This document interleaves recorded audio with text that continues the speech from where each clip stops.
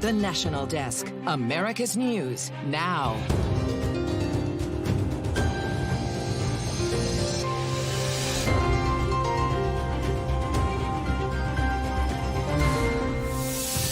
This is the National Desk, America's News Now. I'm Amira David, and breaking news as we come on the air. 3 sheriff's deputies shot in Dixon, Illinois, inside a gated community in what's being described as a mass casualty event. Authorities say the deputies were responding to a report that someone inside a home was threatening to kill themselves or others.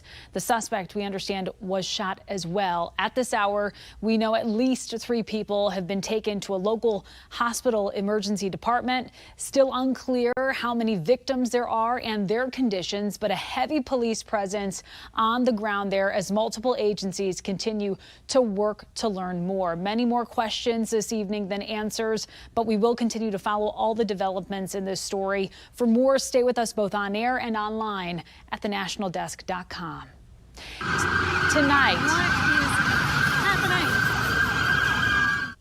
Tonight, the Atlanta bus hijack suspect who killed a passenger before leading Atlanta police on a wild chase has been charged. 39-year-old Joseph Greer hijacked a commuter bus with 17 people inside and shot one of them before then holding a gun to the head of the bus driver, telling him, quote, "Don't stop this bus." The ensuing rush hour police chase zigzagged across highway lanes and suburban streets as police chased it through several counties.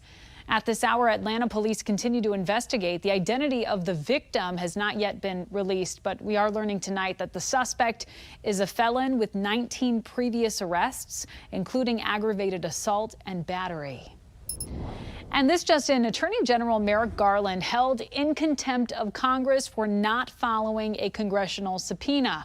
On party lines, Republicans voted 216 to 207 to refer Garland for prosecution to the United States Attorney for the District of Columbia.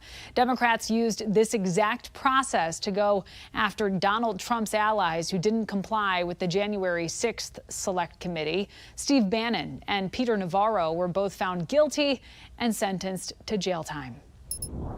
Right now, a Russian convoy of their most modern warships, including a nuclear-powered submarine, is in the port of Havana. Harkening back to the Cuban Missile Crisis of 1962 when Russian warships were turned away, this time the Russian Navy has made its destination and will conduct 4 days of military exercises with Cuba. U.S. planes will be monitoring these war games, but does not believe it poses any significant threat. It comes as President Biden is in Italy today, just landing a short time ago for a summit with the leaders of the Group of 7 nations this weekend. The summit will hold talks on a host of issues, including the Russian invasion of Ukraine. And Ukraine's President Volodymyr Zelensky is expected to attend part of that summit. And it is expected that the United States and Ukraine will sign a bilateral security pact to send Russia what the U.S. has called a signal of our resolve, though the White House says the U.S. still won't commit U.S. troops to Ukraine's defense. The Swanton Sector Border Patrol, which oversees parts of New York, Vermont, and New Hampshire, has arrested 3,000 migrants in just the last month alone. That's the largest number of monthly encounters in their history, and it exceeds the annual total for any fiscal year prior to the Biden administration. The news comes as federal agents arrested several people with suspected terrorism ties in major cities across the United States. National correspondent Matt Gelka has more. 8 Tajikistan nationals arrested in New York, Philadelphia, and Los Angeles are in ICE custody. The New York Post reports some of the people arrested were discovered to have possible ties to ISIS members overseas. The discovery was made after the group initially crossed the southern border illegally before eventually being screened and reportedly given court dates. The open border has welcomed many dangerous people. Republicans seized on the opportunity to blame the Biden administration policies for the potential terror threat. One of the people arrested was allegedly talking about bombs, information obtained through a wiretap. I've been meeting with some of the ambassadors from Uzbekistan, Tajikistan, Kyrgyzstan in my office over the last several months. They've been warning us that there are central agents coming across the southern border that may have terror intent. Last night confirms it. So I'm very concerned. FBI Director Christopher Wray last week warned Congress of potential threats through the border. We have seen over the last 5 to 6 years an increase in the number of known or suspected terrorists, in other words, watch-listed subjects attempting to cross the border. And that is of concern. Some Republicans also point to the stunning number of gotaways, immigrants who avoided agents but were still spotted entering the country. Around 1.6 million gotaways have been reported since President Biden took office in 2021 through 2023. That's more than the entire decade of 2010 to 2020, where there were 1.4 million. None of us knows exactly how many of them are here, may have set up terrorist cells in America, because the border's been wide open for 3.5 years. The group that was arrested was reportedly being watched for more than a month. Right now, investigators don't believe they were sent specifically to the U.S. to commit terror acts, but they did want to move to stop a plot before it developed. For the National Desk in Washington, I'm Matt Gelka. Matt, thank you. The Port of Baltimore is now fully reopened more than 2 months after the Francis Scott Key Bridge collapsed. Authorities expect commercial shipping traffic to return to regular levels very soon. Proposals for rebuilding the bridge, those are due on June 24th, and the goal is to rebuild it by fall of 2028. Officials said the project could cost almost $2 billion. About half of U.S. adults approve of former President Donald Trump's recent felony conviction. That's according to a new Associated Press NORC poll. The split is mostly along party lines. Among Republicans, 6 in 10 somewhat or strongly disapprove of the conviction, while 15% approve. Meanwhile, 8 in 10 Democrats, they say they somewhat or strongly approve of the conviction. And tonight, zeroing in on the threat to election workers this election season. As emotions over the 2020 election still churn, research shows those who administer the voting are receiving verbal and written backlash. The National Desk's Daryl Rowland is in Columbus, Ohio, with a look at how the state is addressing concerns. Elections workers who recruit poll workers face an added hurdle this year. Those who protect our democracy now need protection themselves. Elections workers across America have been threatened, and worse, for simply doing their job. I think there's a heightened awareness of the need to protect election officials. Aaron Ackerman, head of the Ohio Association of Election Officials, said changes such as bulletproof glass and additional security have been installed at elections offices across the state. Threats against election officials are a real thing. We can't put our head in the sand and pretend that that's not happening. Ohio is no longer the swing state it once was, so it's not facing many of the threats in battlegrounds such as Arizona or Georgia. Still, the growing danger was a factor cited by Secretary of State Frank LaRose in moving his office from the heart of downtown to the Scioto Mile, which has secure parking for his workers. It's been well documented that threats against election personnel are a growing problem nationwide, LaRose said. Still, Ackerman believes elections workers should not be fearful here in Ohio. People should feel safe when they work the polls. We have arrangements in place with law enforcement. In fact, they're more or less priority A is the election day. But he perceives another threat stemming from misinformation about the 2020 vote. Legislative proposals designed to appease election deniers. It's a direct outgrowth of some of the people that believe that the 2020 election was stolen. In Ohio, support is growing for a measure that, in effect, would require every county to dump its electronic voting equipment and return to hand-counted ballots. Practically speaking, they're rolling back the clock on a lot of good reforms that's kept Ohio a leader in elections. That was Daryl Rowland reporting. Tonight, District Court judge has blocked part of President Joe Biden's executive order expanding federal oversight over private firearm sales. According to the ruling, a temporary injunction has been placed in Texas, Louisiana, Mississippi, and Utah and covers 4 organizations that brought the lawsuit. Florida has also sued the Biden's order, but the judge in that case has not issued a ruling. And look at this. What appears to be a peaceful city bus ride in Rhode Island turned out to be an up-close personal encounter with nature. You saw it, and here's a close-up look. A look at a deer just slamming through the windshield of a city bus in Warwick. And the video shows it was the deer who strangely leaped to the bus before landing inside, just stunning bus passengers. Officials said 6 passengers were on the bus at the time. 3 were reportedly injured. Their condition unknown at this hour. As for that deer, it did appear to survive. The NBA's literal icon has died. Jerry West, the man whose likeness is used for the logo of the National Basketball Association, passed away at the age of 86. A 14-time All-Star in the 60s and 70s, West led the Los Angeles Lakers to 9 NBA Finals with 1 championship in 1972. His post-playing career is just as impressive. As a general manager, his teams won 8 championships. Later this year, Jerry West will be enshrined in the Basketball Hall of Fame for the 3rd time. And coming up, new hope for potential interest rate cuts, the latest announcements from the Fed. Then voters in one state have approved a measure creating an age limit for certain political positions. The likelihood this will move forward. And later, an Ohio man is going to prison for crimes that led to his daughter's death. What he did and how much time he'll spend behind bars. We'll be right back.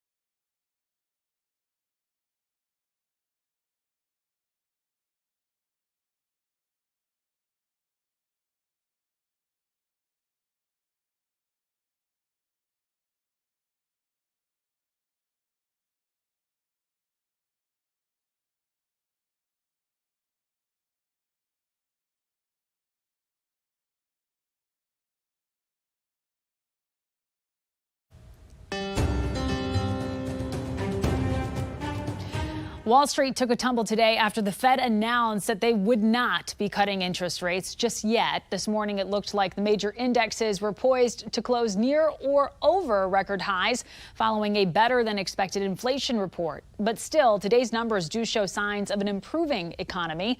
National correspondent Natrel Nashar has more on where prices are headed. A dip in the inflation rate comes as a welcome surprise.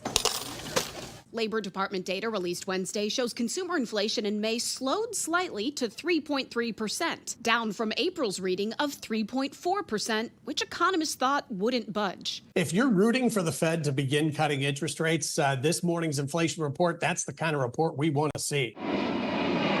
Last month, inflation dropped the most for things like plane tickets, new cars, clothes, and gasoline.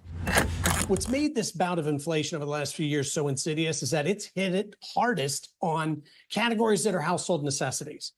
The good news is we're starting to see some improvement. But housing continues to be a point of pain, with shelter costs rising for the 4th month in a row, now 5.4% higher than they were a year ago. Overall, the fight against inflation has come a long way from its peak of 9.1% in June 2022. But the current 3.3% we're at now is still a ways away from the Federal Reserve's target rate of 2%.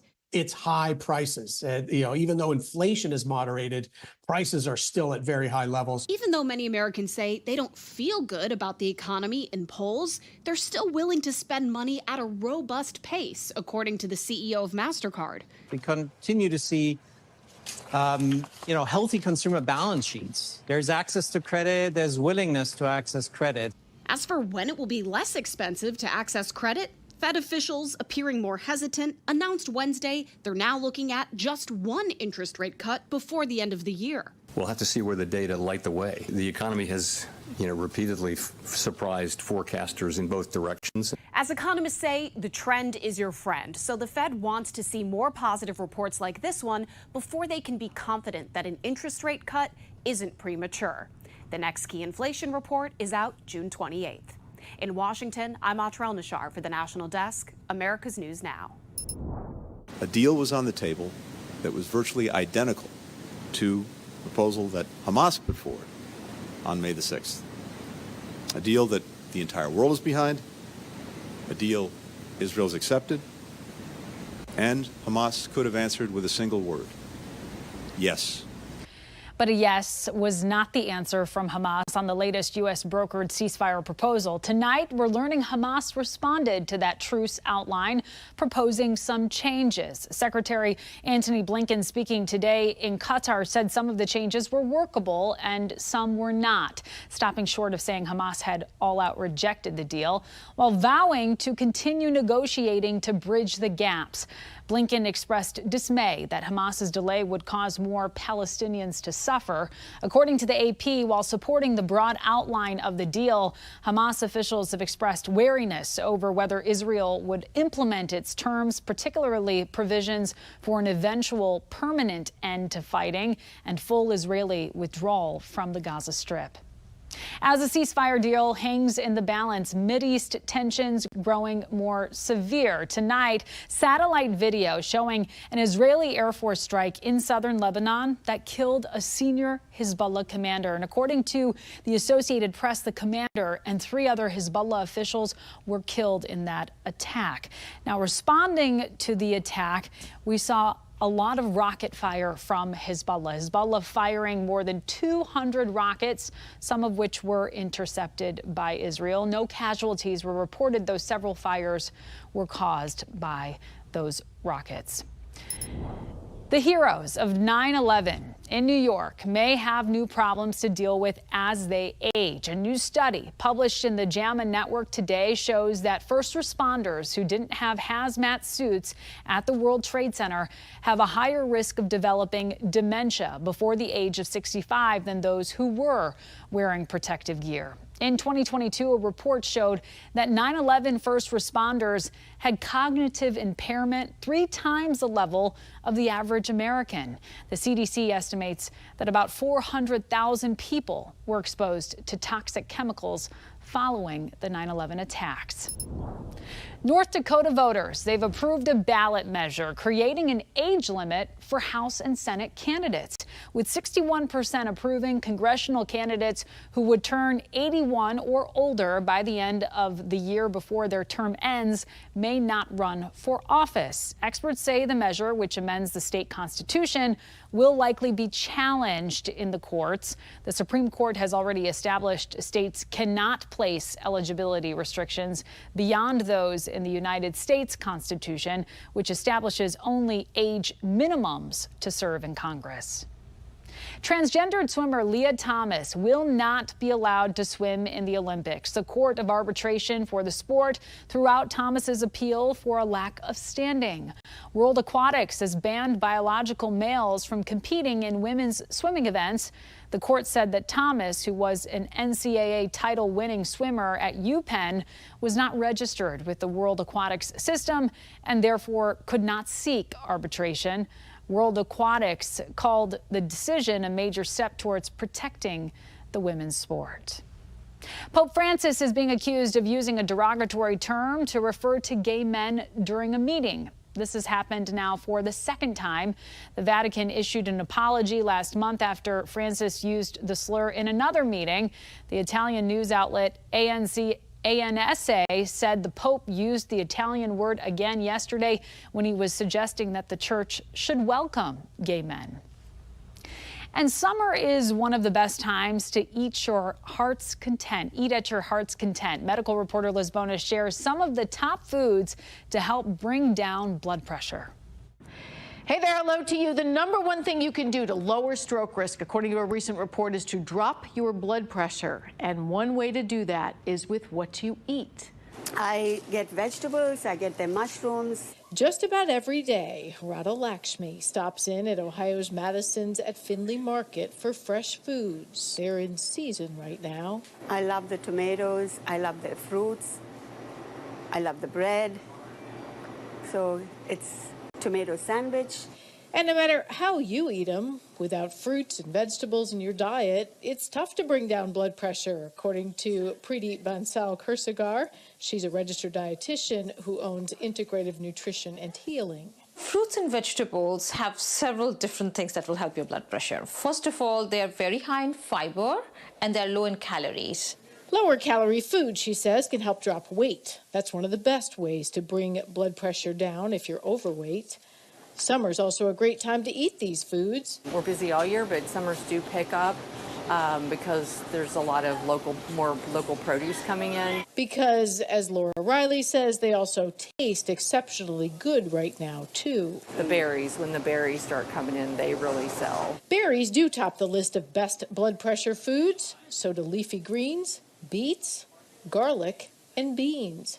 Many of these help the balance of sodium and potassium needed for better blood pressure. To maintain the sodium and potassium balance, we need to increase the potassium intake. In addition to fruits and vegetables, you may want to add nuts such as pistachios, and seeds may help blood pressure. A lot of people use like pumpkin seeds or sunflower seeds.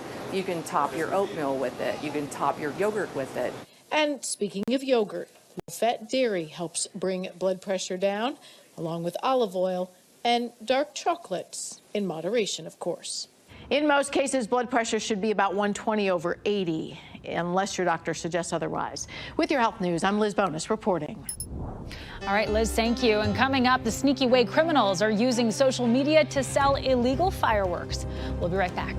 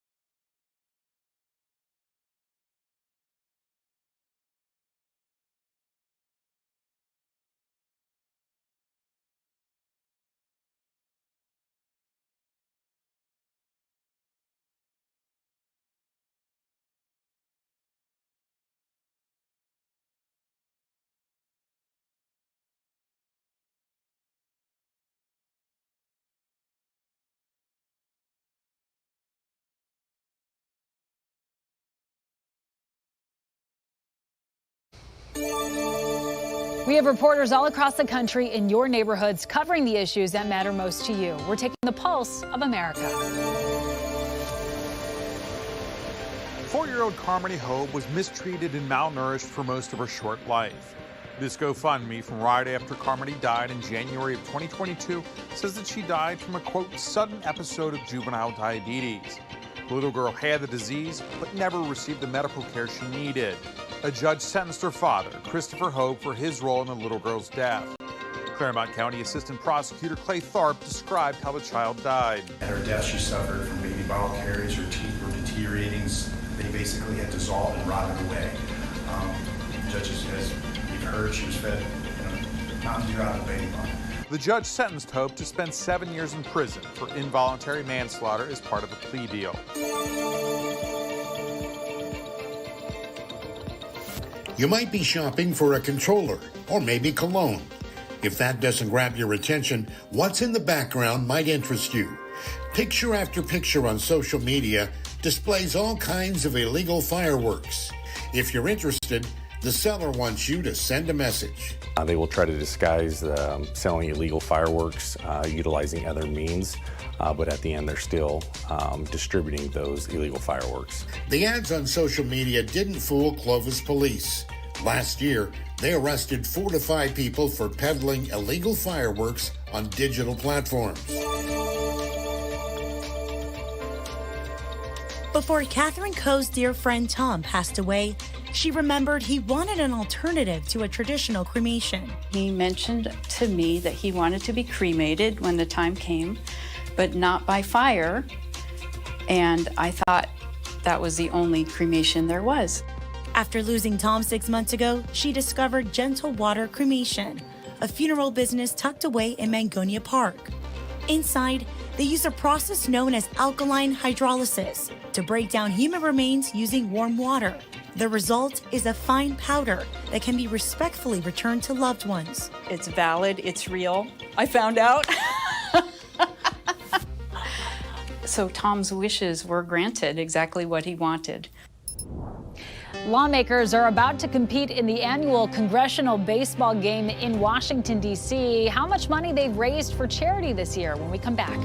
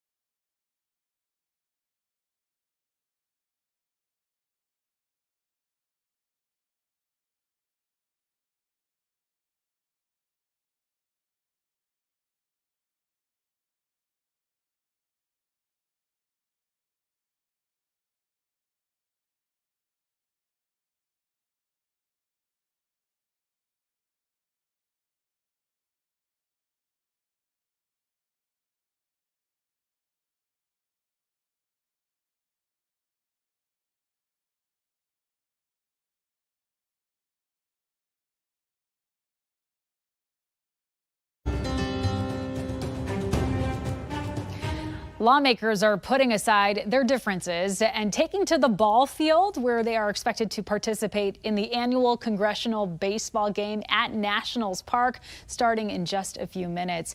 The game has raised over $2 million for charity this year, if you can believe it, and that smashes last year's record.